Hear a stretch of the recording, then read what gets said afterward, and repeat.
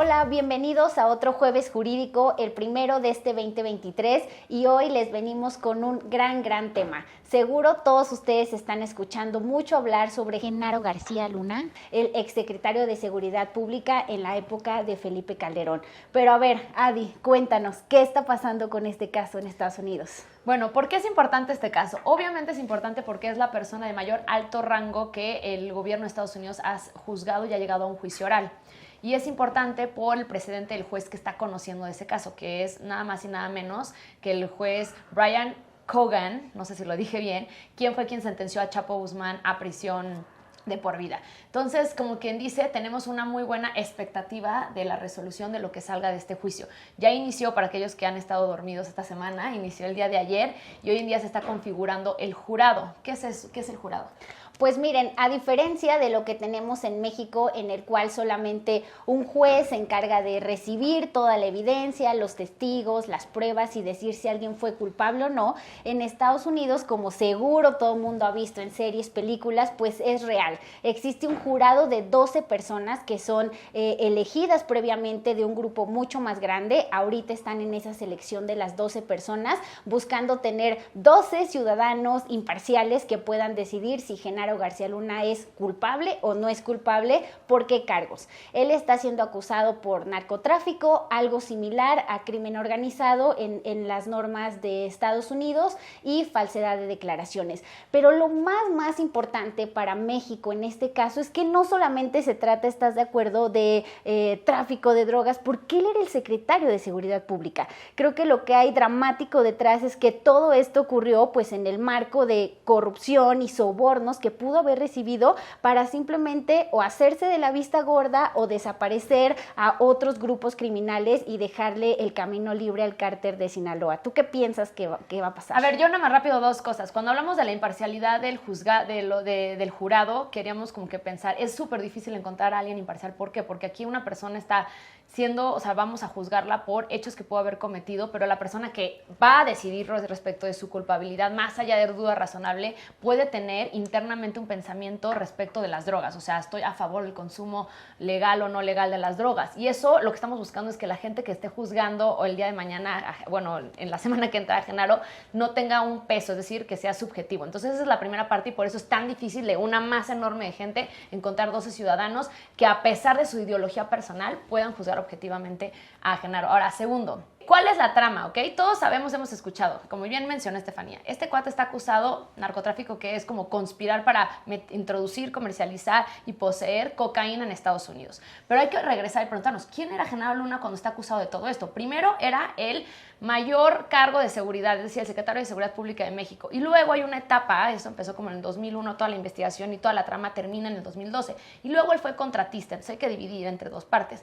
¿Cómo o por qué él está involucrado? O sea, creemos que él era parte, o sea, lo están acusando de ser parte de esta asociación delictuosa, de este crimen organizado, pero cómo él se introduce, cómo él benefició, cómo él participó en este esquema de introducir droga y comercializarla en Estados Unidos. Pues nada más y nada menos que siendo el secretario de Seguridad Pública. Entonces, ¿qué pasó ahí? Pues él, y podemos reconstruir los hechos, probablemente existen los indicios de que recibió un soborno para permitir, es decir, no parar, que las policías federales no pararan el tránsito o no detectaran el tránsito pues del cártel, en este caso el de Sinaloa, introduciendo cocaína a Estados Unidos.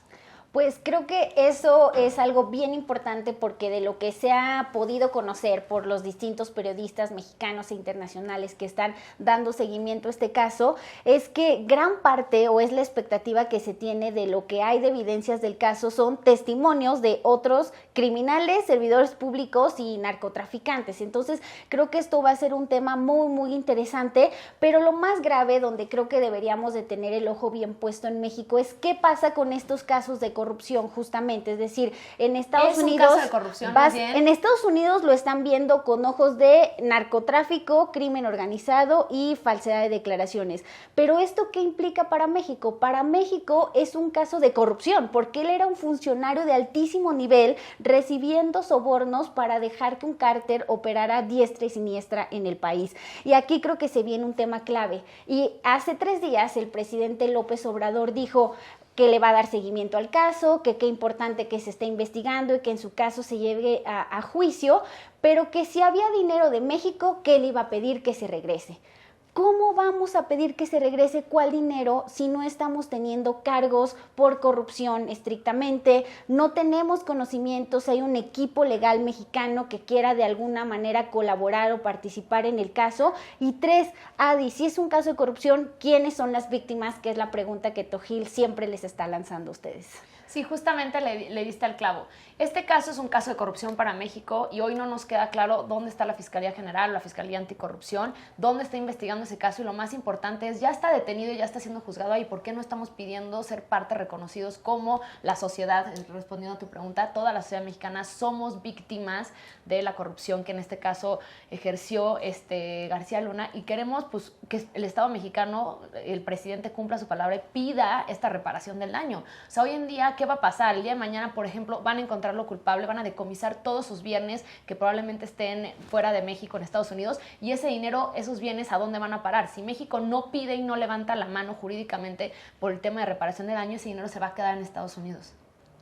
Totalmente, y esto lo decimos, creo que hay 2 puntos aquí. Por un lado, creo que coincidimos en que está muy bien que una corte en Nueva York hoy esté llevando este juicio, que qué bueno que las autoridades norteamericanas investigaron el caso y se lleve a la justicia, porque muy seguramente en México, como ha pasado en otros casos, quedaría en completa impunidad.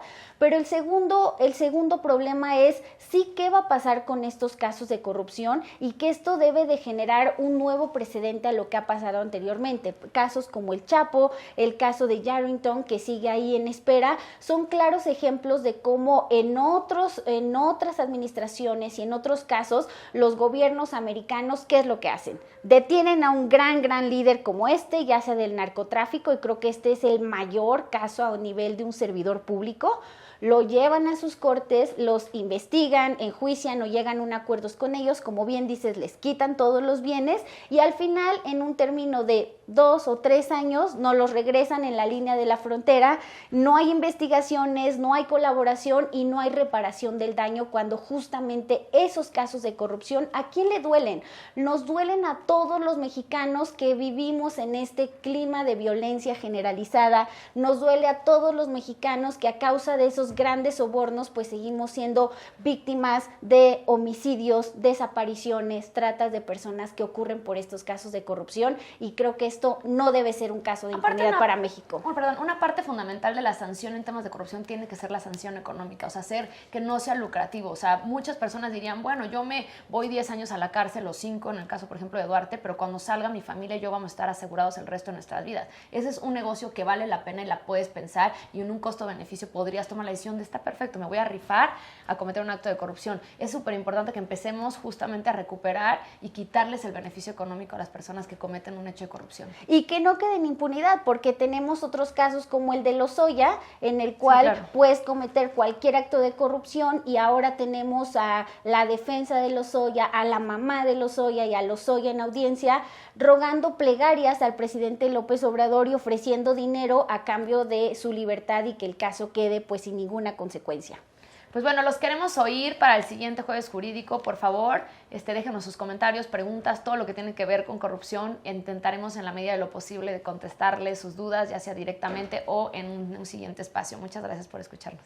Bueno, pues esto fue todo por este primer Jueves Jurídico. Le vamos a seguir dando seguimiento a este caso y por favor síganos y escríbanos. Nos pueden encontrar en www.tojil.org, en Instagram como tojil-ac, en Twitter como tojilaj y desde luego en Facebook como Tojil.